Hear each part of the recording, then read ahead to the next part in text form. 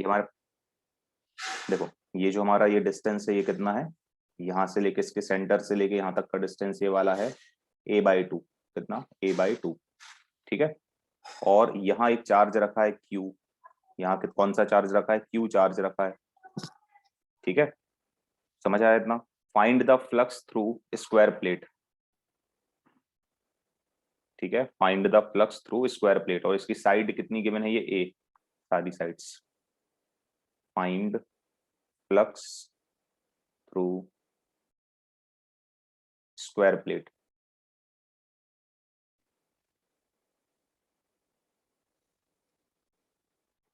करो, बताओ करके, थोड़ा ट्राई करो सब। एनसीईआरटी में भी ये सवाल ऐसे ही है शायद एक। चलो मैंने ना तो आंसर दे दिया।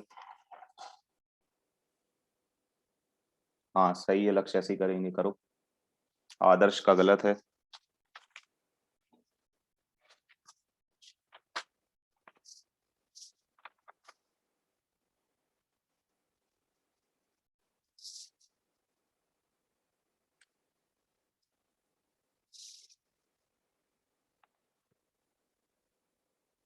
हम्म, ठीक है, लक्ष्य का भी ठीक है। क्वेश्चन रिपीट, क्वेश्चन लिखा ही है पूरा। एक स्क्वायर प्लेट है हमारे पास, ठीक है, सेंटर से लेके क्यू तक का डिस्टेंस, चार्ज तक का डिस्टेंस कितना है, a/2 है। साइड कितनी है स्क्वायर प्लेट की, स्मॉल a। हमें फ्लक्स पूछा है, flux link with the square plate.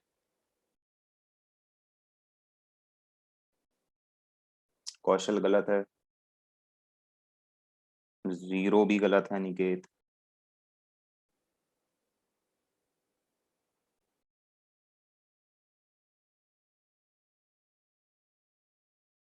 हम्म, हम्म। इस स्क्वायर प्लेट से क्या इलेक्ट्रिक फील्ड लाइंस पास नहीं होंगी, ये बताओ पहले। ये जो चार्ज रखा है वहां पे, वो चार्ज अपनी इलेक्ट्रिक फील्ड लाइंस निकालेगा कि नहीं निकालेगा, रेडियली आउटवर्ड डायरेक्शन में। हम्म, ये जो चार्ज रखा है वो इलेक्ट्रिक फील्ड लाइंस निकालेगा ना, तो स्क्वायर प्लेट से कुछ इलेक्ट्रिक फील्ड लाइंस भी तो पास होंगी। और यदि इलेक्ट्रिक फील्ड लाइन पास होंगी तो डेफिनेशन क्या होती है इलेक्ट्रिक फ्लक्स की, डेफिनेशन यही होती है ना, number of electric field lines passes perpendicularly through any closed surface is called electric flux linked with that surface, है ना। अच्छा अब ये बताओ, देखो अभी सब पे बन जाएगा, ध्यान दो इधर पे। ये जो स्क्वायर प्लेट है, ठीक है, ये स्क्वायर प्लेट कौन सी क्लोज्ड सरफेस का पार्ट हो सकती है, ये जो स्क्वायर प्लेट है ये कौन सी क्लोज्ड सरफेस का पार्ट हो सकती है, क्यूब का हो सकती है, ठीक है। यदि यदि ऐसा हो सकता है तो एक काम कर लो, बस यहाँ पे क्यूब एज्यूम करो, यहाँ पे क्यूब एज्यूम करो।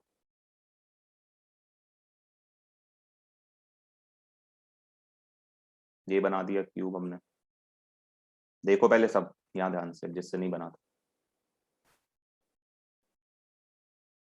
ठीक है।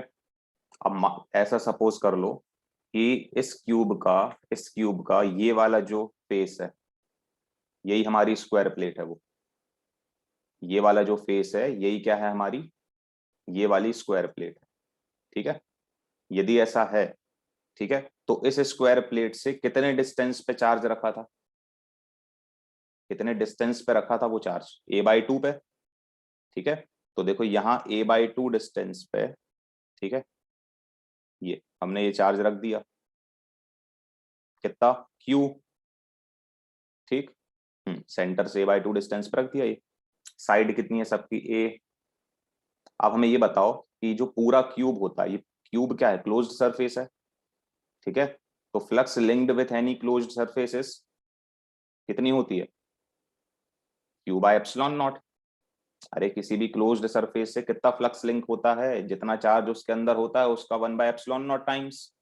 तो इसके अंदर कितना चार्ज प्रेजेंट है इस क्यूब के अंदर, क्यू।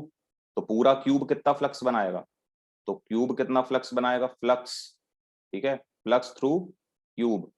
तो क्यूब कितना फ्लक्स बनाएगा, क्यू बाय एप्सिलॉन नॉट। तो यदि पूरा cube Q by epsilon not बना रहा है, ठीक है, तो अब एक क्यूब में कितने फेसेस होते हैं, 6। और हमें हमें किसका चाहिए है फ्लक्स? इस एक फेस का, इस एक फेस का चाहिए ना। स्क्वायर प्लेट क्या है? इस क्यूब का ही तो एक फेस है। तो ये वाला जो एक फेस है ये कितना फ्लक्स बना रहा होगा? तो 1/6 times of Q by epsilon not है ना। तो flux through square sheet, S S का मतलब क्या है? स्क्वायर शीट, कितना हो जाएगा? 1/6 times of Q by epsilon not. बस।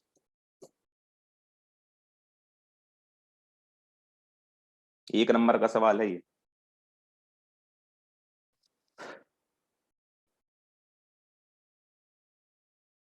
अरे क्या नहीं है समझ में यार, इतना अच्छे बता दिया हमने सब, है ही नहीं कुछ उसमें।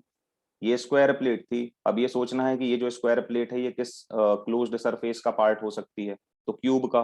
तो हमने एक क्यूब बना लिया। फिर हाँ, तो नहीं लेंगे ना ऊपर वाली सरफेस, अपन को सॉल्व करना है कि नहीं करना है? सॉल्व, सॉल्व करना है ना। तो ऐसी सरफेस लो जहां से सॉल्व हो जाए, है ना। जैसा डायग्राम दिया है उसके अकॉर्डिंगली सेलेक्ट करेंगे अपन सरफेस। ठीक। तो ये किसका स्मॉल पार्ट हो सकती है? ए क्लो किस क्लोज्ड सरफेस का हिस्सा हो सकता है? ये स्क्वायर प्लेट क्यूब का। तो अपन ने ये क्यूब बना लिया, उसमें ये स्क्वायर प्लेट अपनी एज्यूम कर ली। ठीक है, फिर उसके अंदर क्यू चार्ज एज्यूम कर लिया, देखो सेंटर से a/2 डिस्टेंस पे। फिर पूरा क्यूब कितना फ्लक्स बनाएगा? तो क्यू बाय एप्सिलॉन नॉट। तो इस क्यूब का एक फेस कितना फ्लक्स बनाएगा? तो क्यूब में कितने फेस होते हैं? 6। तो एक फेस कितना फ्लक्स बनाएगा? 1/6 times of Q by epsilon not.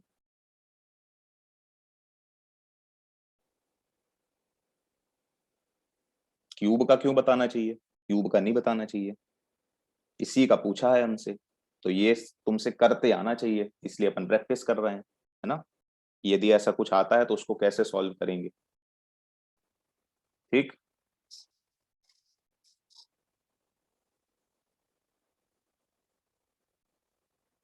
नहीं, ये नहीं बताएंगे ना, वो क्यों बताएंगे कि क्यूब लेना है?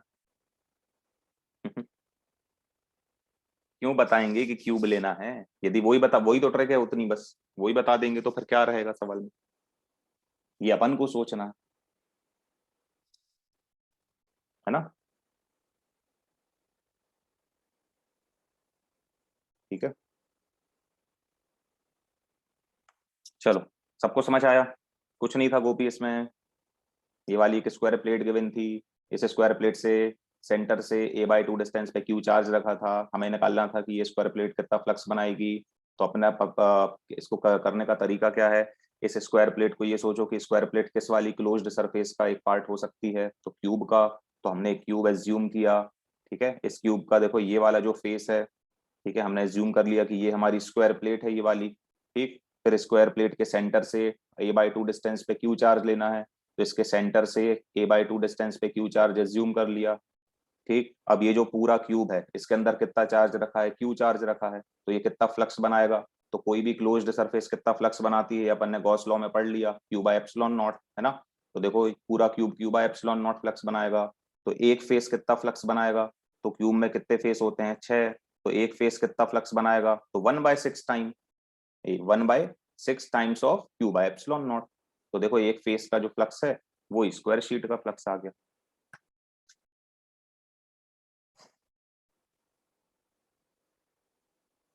अरे तो क्यों करेंगे बाहर एज्यूम? तुम लोग वही नहीं समझ रहे, तुमको क्वेश्चन सॉल्व करना है ना। तो ये तरीका होता है क्वेश्चन सॉल्व करने का, ऐसे वाले। कहाँ बाहर एज्यूम कर लोगे क्यू को?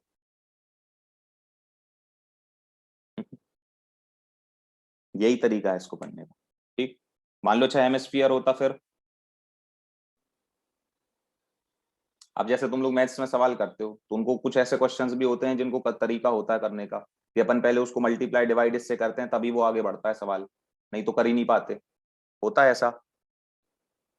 इंटीग्रेशन डिफरेंशिएशन में होता है, ट्रिग्नोमेट्री में होता है। तो वैसे ये है, कुछ सवाल ऐसे होते हैं ट्रिकी कि जब अपन उसको वैसा करेंगे तभी वो सॉल्व हो पाते हैं। चलो, मान लो हेमिस्फीयर होता है एक तो, और एक क्यू चार्ज रख देते हम। ये लो ऐसा, ये हमने यहाँ क्यू चार्ज रखा है। अब इसको कैसे सॉल्व करोगे? बोलो। इसका आंसर अलग आएगा लेकिन। हाँ, अब ये किसका स्मॉल पार्ट है, हम बोल सकते हैं किसका हिस्सा है, ये किस क्लोज्ड सरफेस का हिस्सा है, स्फीयर का। तो अपन इस स्फीयर को ऐसे कंप्लीट कर देते यहां से पहले, है ना, कंप्लीट कर देते। अब हमें समझ आ गया कि ये क्लोज सरफेस बन गई। इस क्लोज सरफेस के अंदर कितना चार्ज रखा है, क्यू चार्ज रखा है। तो ये क्लोज सरफेस कितना फ्लक्स बनाती, क्यू बाय एप्सिलॉन नॉट, मतलब पूरा स्फीयर कितना फ्लक्स बनाएगा, स्फीयर, तो क्यू बाय एप्सिलॉन नॉट। ठीक, तो आधा स्फीयर कितना बनाता ये, आधा स्फीयर कितना फ्लक्स बनाता, तो हाफ हो जाएगा। तो कितना हो जाएगा, 1/2 times of Q by epsilon not. बस हो गया सवाल, Q upon 2 time 2 epsilon not. समझ गए, दोनों नोट कर लो, ठीक है, दोनों नोट कर लो। ये भी समझ आ गया सबको ना, तो ऐसे सवाल भी पूछे जा सकते हैं, ठीक है, 1-2 मार्क्स में।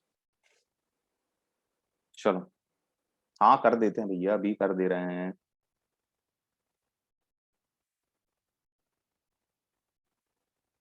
कहाँ गया वो टॉपिक जो हमको करवाना था। नेक्स्ट हेडिंग लिखें सब, गॉस लॉ।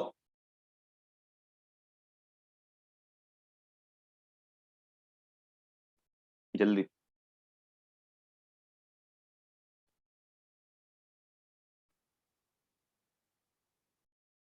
गॉस लॉ, ठीक है, लिखो।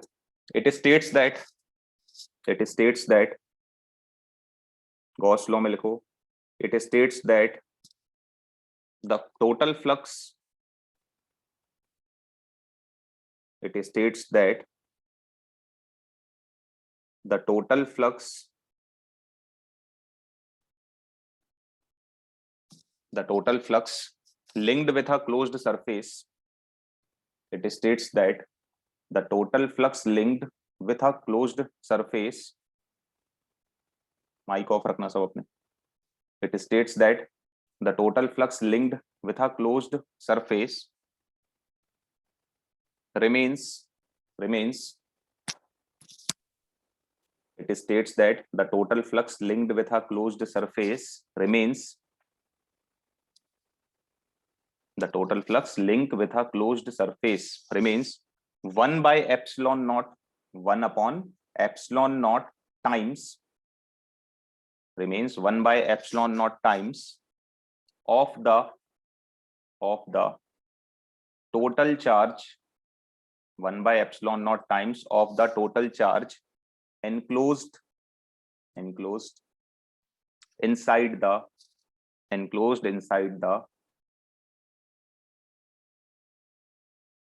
closed surface, ठीक है। It states that the total flux linked with a closed surface remains 1 by epsilon naught times of the total charge enclosed inside the closed surface. Definition नहीं है भैया, law है Gauss का, गॉस लॉ है ये।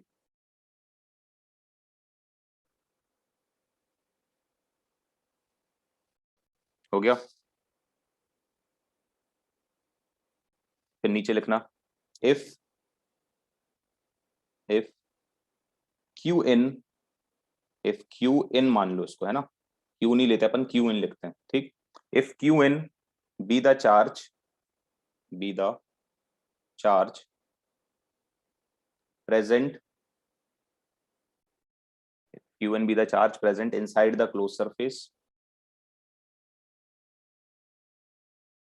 inside the closed surface, if Qn be the charge present inside the closed surface, then total flux linked will be, then total flux linked will be, कितना हो जाएगा, phi equal to Q in by epsilon naught, ठीक है। Q in कौन सा charge होता है, जो हमारे क्लोज्ड सरफेस के अंदर प्रेजेंट होता है, ठीक। और इसके नीचे एक और फॉर्म में लिख लेना, इस फाई को हम क्या लिख सकते हैं, closed integration of E dot d A equal to q in by epsilon naught. ठीक हो गया।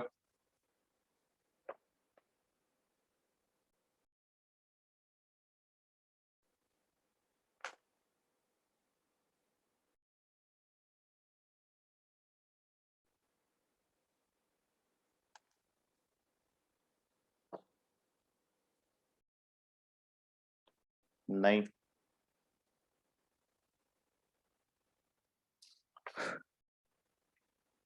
ठीक है। अच्छा, कल वाले स्क्रीनशॉट वगैरह ले लिए थे, मतलब लिख लिया था सब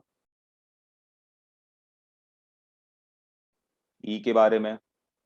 ठीक है, ई के बारे में लिखवाया था हमने ये कि ई जो है इंडिविजुअली किसको बिलोंग करती है, इनर और आउटर चार्ज दोनों को, है ना? ये सब लिखवा दिया था। ये जो ई है, ये ई, या चाहो तो यहाँ लिख सकते हो ऐसे, है ना, एरो बना के यहाँ नीचे लिख लेना। लिखवाया था शायद हमने ये कि e belongs to inner and outer charge both, ऐसा कुछ करके। कल नहीं, सॉरी, परसों, परसों लिखवाया था।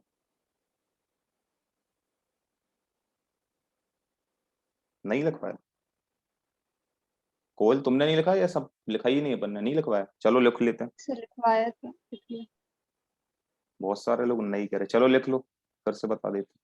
यहाँ एरो बना के नीचे लिख लेना इसी में, है ना, या वेयर करके लिख लेना, जैसे भी, ठीक है। दिस, ठीक है, ये एरो बना के लिख लेना, this E as a individual, as a individual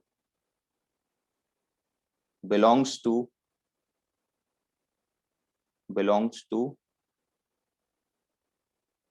inner and outer charges both।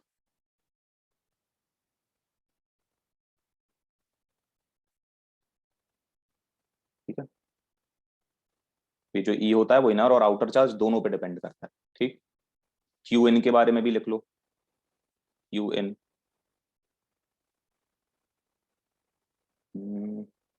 इसके बारे में लिखो, दिस इज ओनली,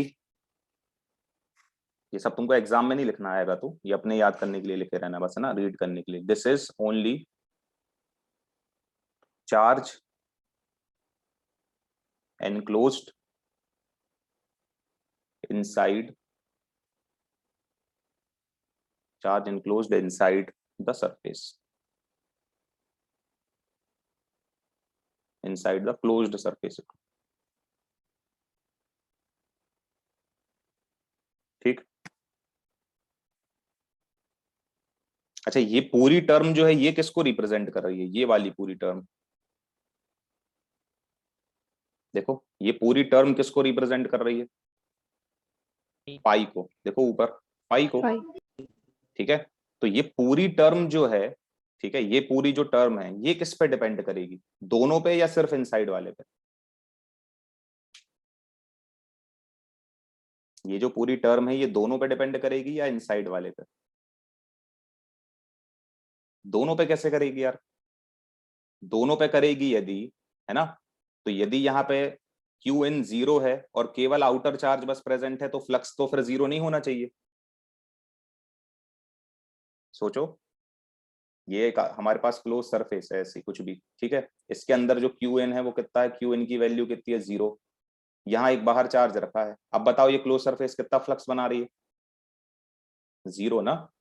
तो फिर, तो फाई, ये जो पूरी टर्म है ये किसको रिप्रेजेंट कर रही है? फाई को। तो पूरी टर्म किस पे केवल डिपेंड करेगी? क्यू इन साइड पे, आउटर वाले पे नहीं करेगी।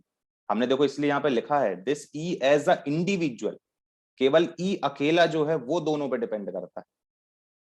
ठीक है, लिख लो, इसको भी लिखो, इसको लिखो, this term as a whole, this term as a whole, this term as a whole belongs to inner charge only,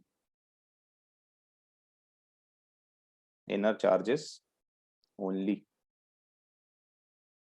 ठीक, अब तो कोई कंफ्यूजन नहीं।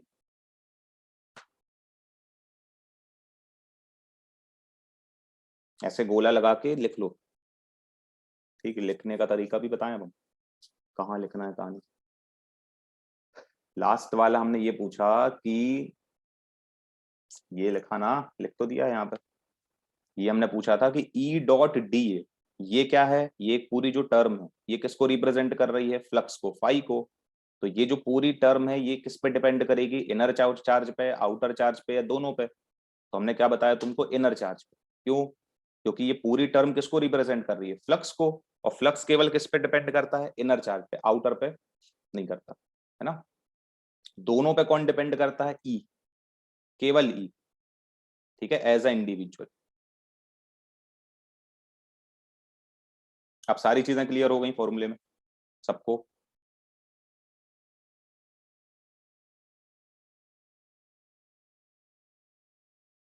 ठीक है। हम्म। अब आगे कहाँ तो हो गया अपना, गॉस लॉ हो गया। ठीक है, अब आगे थोड़ा सा पहले लिखना ही है, बट पहले हम उसके पहले तुमको थोड़ी सी चीजें और समझा देते हैं, है ना, फिर अपन लिख, या 8 ही मिनट बचे हैं तो लिख ही लेते हैं पहले, ठीक। फिर रिजॉइन करना, फिर अपन आगे समझते हैं। अब गॉस लॉ के एप्लीकेशन हम लोगों को पढ़ने हैं इसके बाद, तो उसकी तैयारी अपन कर रहे हैं। ठीक, ये सब लिख गया, क्लियर कर दें, क्लियर कर रहे हैं। जिसका नहीं हो तो स्क्रीनशॉट ले लो। चलो, हेडिंग लिखो, चार्ज डिस्ट्रीब्यूशन। चार्ज डिस्ट्रीब्यूशन, इसमें कुछ समझने मिलने का नहीं है ज्यादा, तो अपन 8 मिनट में लिख ही लेते हैं पहले, चार्ज डिस्ट्रीब्यूशन। ठीक है,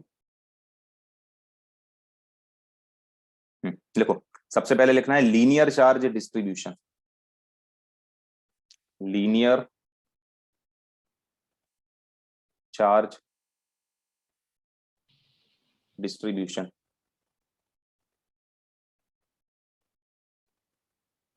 ठीक, इसमें लिखो, when a charge is distributed, when a charge is distributed uniformly, when a charge is distributed uniformly over a line,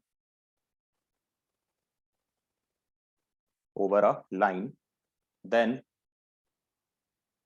distribution of charge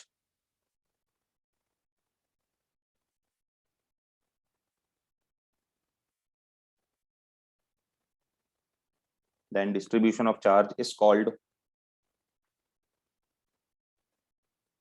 linear charge distribution। ठीक है, मतलब हमारे पास क्या है, एक लाइन है, ठीक है, एक हमारे पास ऑब्जेक्ट है जो किस शेप का है, ठीक है, ऐसे लाइन वाले शेप का, ऐसा है मान लो एक, ठीक है, एक वायर है। ठीक, हम क्या करते गए, इसको चार्ज करते गए, ठीक है, इस वायर को हमने चार्ज दिया, तो वो जो चार्ज है वो फाइनली जो है वो ऐसे यूनिफॉर्मली देखो पूरे वायर पे ऐसे डिस्ट्रीब्यूट हो गया। ठीक है, तो इसको बोलते हैं लीनियर चार्ज डिस्ट्रीब्यूशन। ठीक, मेन हमको क्या चाहिए, मेन हमको डेफिनेशन चाहिए है इसकी, लीनियर चार्ज डेंसिटी की। इसी के नीचे लिखना, इसी के अंडर में, लीनियर चार्ज डेंसिटी। ठीक है, लीनियर चार्ज डेंसिटी क्या होता है, charge present per unit length, charge present per unit length, charge present per unit length of wire is called linear charge density। ठीक है, मतलब यूनिट लेंथ में जितना चार्ज प्रेजेंट होता है, यूनिट लेंथ में जितना चार्ज प्रेजेंट होता है उसको बोलते हैं लीनियर चार्ज डेंसिटी। ठीक है, जैसे एल लेंथ में मान लो हमारी जो वायर है वो एल लेंथ की है, ठीक है, तो एल लेंथ में मान लो क्यू चार्ज प्रेजेंट है, टोटल चार्ज कितना है ये क्यू। ठीक है, तो एल लेंथ में यदि क्यू चार्ज प्रेजेंट है तो यूनिट लेंथ में कितना चार्ज प्रेजेंट होगा, Q by L, Q by L. तो यूनिट लेंथ में जितना चार्ज प्रेजेंट होता है ये Q बाय एल, इसी को हम क्या बोलते हैं, लीनियर चार्ज डेंसिटी बोलते हैं। और इसको हम लोग काय से डिनोट करते हैं, लैम्डा से, काय से, लैम्डा से। ठीक है, तो हमारे पास फॉर्मूला क्या आ गया लीनियर चार्ज डेंसिटी का, लैम्डा इक्वल टू होता है Q by L. Lambda equal to क्या होता है, Q बाय एल। समझ गए? ठीक है, तो ये है लीनियर चार्ज डेंसिटी का फॉर्मूला। ऐसे ही हमको सरफेस चार्ज डेंसिटी निकालना है, ठीक, उसकी भी जरूरत पड़ने वाली है। आगे लिखें, लीनियर चार्ज डेंसिटी का मतलब क्या है, पढ़ो डेफिनेशन में क्या लिखा है, charge present per unit length. Unit length में जितना चार्ज प्रेजेंट होता है उसको हम बोलते हैं लीनियर चार्ज डेंसिटी। ठीक है, तो मान लो हमारे पास एल लेंथ की वायर है, तो एल लेंथ की वायर में टोटल कितना चार्ज प्रेजेंट है, क्यू। तो यूनिट लेंथ में कितना होगा, तो क्यू बाय एल। और यूनिट लेंथ में जितना चार्ज प्रेजेंट होता है उसको हम क्या बोलते हैं, लेमडा, मतलब लीनियर चार्ज डेंसिटी। तो लेमडा का फॉर्मूला ये मिल गया। ठीक, तुम चाहो तो सिर्फ फॉर्मूला लिख लो, ठीक है, और ऐसे लिखना है तो साइड में कहीं ये भी लिख लो, याद रखना है।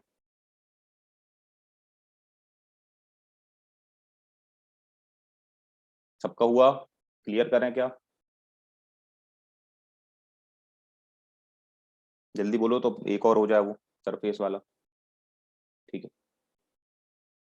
नेक्स्ट हेडिंग लिखो, surface charge distribution. Surface charge distribution, ठीक है, इसमें क्या लिख लोगे ये तुम खुद बना लो, है ना। When a charge is distributed over a surface is called surface charge distribution. ठीक, जैसे अपन ने उसकी बनाई थी, वहां लेंथ लिखा था, यहाँ क्या लिख लोगे, सरफेस। ठीक, हम तुमको अपन डेफिनेशन बना रहे हैं काहे की, सरफेस चार्ज डेंसिटी की। ठीक है, सरफेस चार्ज डिस्ट्रीब्यूशन का मतलब जैसे हमारे पास मान लो एक शीट है, ठीक है, शीट, तो उसमें यूनिफॉर्मली देखो ऐसे चार्ज डिस्ट्रीब्यूट हो गया ऐसे, तो इसको बोलते हैं सरफेस चार्ज डिस्ट्रीब्यूशन। ठीक, तो ये सब आने वाले हैं आगे डेरिवेशन में चीजें। ठीक है, लिख लोगे ना। अब यहाँ पर लिखते हैं सरफेस चार्ज डेंसिटी।